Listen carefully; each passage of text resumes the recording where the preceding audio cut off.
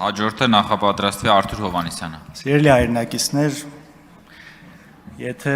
երեք չեք հետևել երեկվա քննարկումներին, մի բան եղավ, երբ հիմա ընտրվում է Վահագն Ալեքսանյանը որպես ազգային ժողովի փոխնախագահ եւ հնարավորություն կար հարցեր տալու, ես հարց ուղեցի մի բանի հետ իմիջիալոց առանց վիրավորանքի, զուտ նաեւ հնարավորություն տալով միգուցե ինչ որ ինֆորմացիա սխալ է տիրապետել, խոսք գնում էր նրա մասին, իբր ես փոքր տարիքում, ինչ որ իմ հարցերը անձնական լուծելու համար օգտագործել եմ պետական իրավապահ մարմիններին, ավելի կոնկրետ որ նա ասել է ԱԱՑ ալֆա։ Մի խոսքով նման անհետեցություն հնչեց եւ ես սպասում եմ որ օրինակ մարդկա արասի օրինակ չեմ իմացել կամ ներողություն էլ չէ, գոնե ասի միգուցե սխալվել եմ, այդպես եմ լսել, բայց այսպես հակառակը քմծիծաղով, հակադիր մեղադրանքներով ու միջևերջ պնդելով որ նման բան եղել է, անկեղծ շատ ալնում որ զարմանում ես, իսկապես անկեղծ զարմանում ես, լավ ոնց է կարելի էլի, իսկապես ոնց է կարելի, այ այդ ձև, բայց մյուս կողմից ասում երևի հենց դա է եղել, սենց առաջ գնալը կուսակցության ներսում իշխանության մեջ երևի այդ որակներն որ գնահատվում է, ինչևէ չկարողանալով գտնել հարցից պատասխանը, դիմեցի հիմա ընդունված է, չէ, արհեստական բանականության օգնությանը, բառացի հարցրել եմ, հիմա կընթերցեմ, ինչպես բանավիճել մարդու հետ, ով որպես փաստարկ իր հայտնած տեղեկությանը ասում է բոլորն են ասում։ Ուրեմն պատասխանը կարդամ, ինչ է ասում, ինչ է առաջարկում արհեստական բանականությունը, ասում է, եթե մարդը որպես իր ասացի հիմնավորում օգտագործում է բոլորն են ասում, ապա նա սովորաբար դիմում է տրամաբանական սխալի, որը կոչվում է հանրաճանաչության փաստարկ, լատիներեն argumentum ad populum։ Այն, որ շատ մարդիկ ինչ որ բան են ասում կամ հավատում են դրան, ինքնին չի ապացուցում, որ դա ճիշտ է։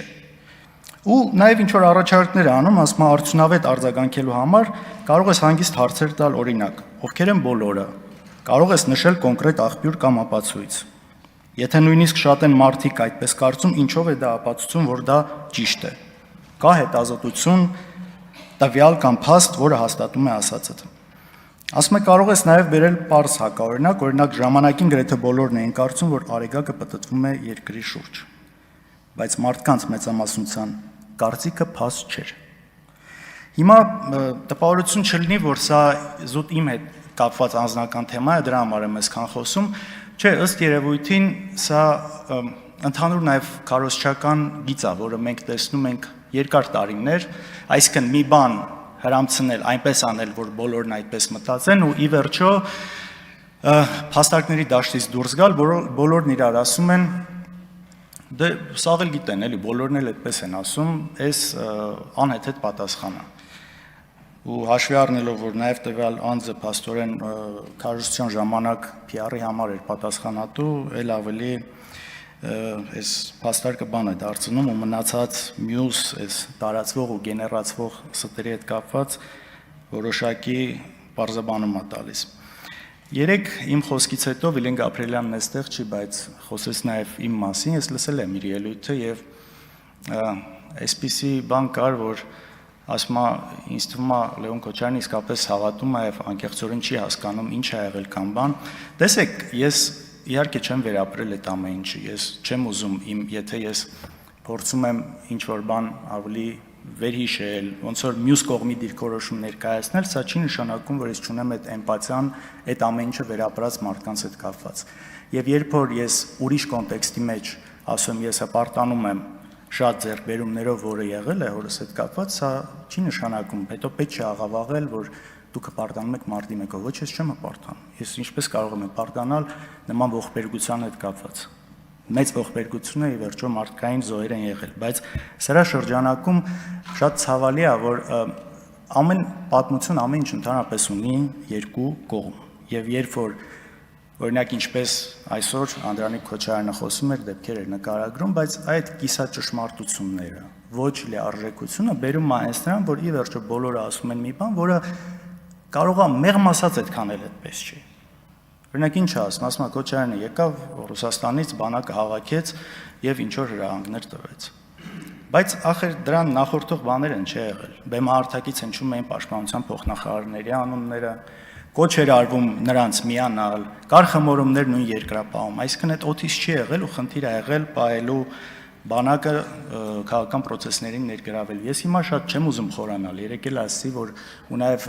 ձեզնից մարդիկ էստեղ ասին, որ իսկապես չեմ կարծում, որ հանրությունը դա է ուզում մեզնից, բայց ամեն դեպքում նույն ֆիլմի հետ կապված բանը բերվեց։ Այդ ֆիլմում նաև կան իհարկե անճշտություններ, օրինակ ոստիկանական մեքենան իբր վրաերթի ենթարկել մարդկանց, որը իրականում այդպես չէ։ Հիմիկվա քննչականն էլ դա հաստատել է, որ դա այդպես չէ, ավելին այդ Վիլիսի մեջ նստած ոստիկանը ծեծվել էր ցուցարարների կողմից ու նաև իրենց խլել էին իր տաբելային զենքը։ Հիմա լավ, վատ, ես այստեղ զուտ հարցը նրանում է, որ այս փաստական տվյալները նաև պետք չի աղավաղել։ Ես այդ իրադարձությունները համարում եմ ողբերգություն ու նաև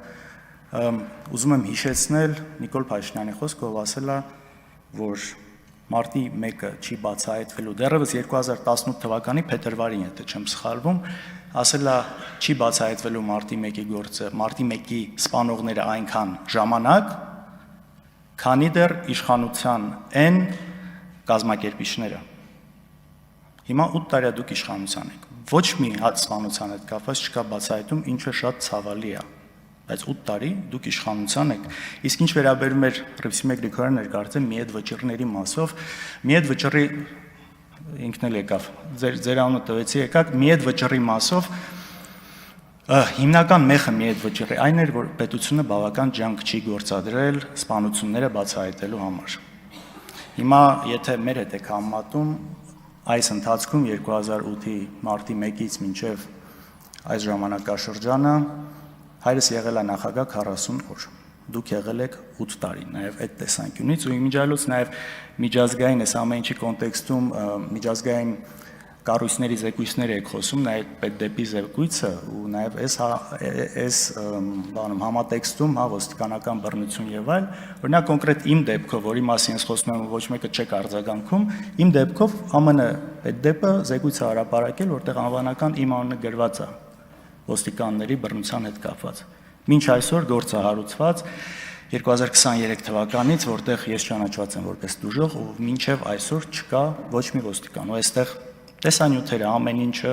արկա է, այսինքն դատաբժշկի եզրակացությամբ եւ ամեն ինչով, բայց այս մասով էլ պարոն օրինակ Վահագն Ալեքսանյանը ասում է, այստեղ ես չեմ էլ կարծում, որ սխալ են արել, ամեն ինչ օրենքով են արել։ Չգիտեմ, կարծում եմ խոսքին ավելի արժեք կտա ու նաև հետագա խոսքին, երբ որ այս ակնհայտ բաների հետ կապված խոսացվի, ասվի, այստեղ խնդիր չկա։ Հիմա նաև խոսվեց իմ այսպես հիմնական շեշտադրումը օգնականի հետ կապված դեպքներ, որ ես դատապարտում եմ, ես շատ վատ եմ զգում, որ այդ դեպքը եղել է, բայց ես ինչի նաև այդ ժամանակ չեմ արձագանքել, որովհետև միանգամից գործ էր հարուցվել, պետք է լիներ կալանքի նիստ եւ փաստաբանները խնդրել էին, որ միգուցե դա կալանքի նիստի վրա ունենա որոշակի ազդեցություն եւ ես հետ մնացի, բայց դրա հետ կապված իմ օգնական, ով նաև իմ ընկերն է, լավ տղա է, լավ մարդ է, իր բացատրությունները տվել է եւ սա չի արվել որպես լրագրող, իմիջիայլոց գործը դատարանում է 3-ից 6 տարի ուզում են Արթուրին մեկ հարվածի համար դատել, սա այլ հարցի բան է։ Տեսեք, մյուս մասով ինչպես ձեր նոր պատգամավորներից կներեք Միքայել Խաչատրյան, հարգելի Միքայել Խաչատրյան, ձեզ չգիտեմ խորհուրդ կամ բան, զոհերի հետ կապված մի արեք այդ համեմատությունը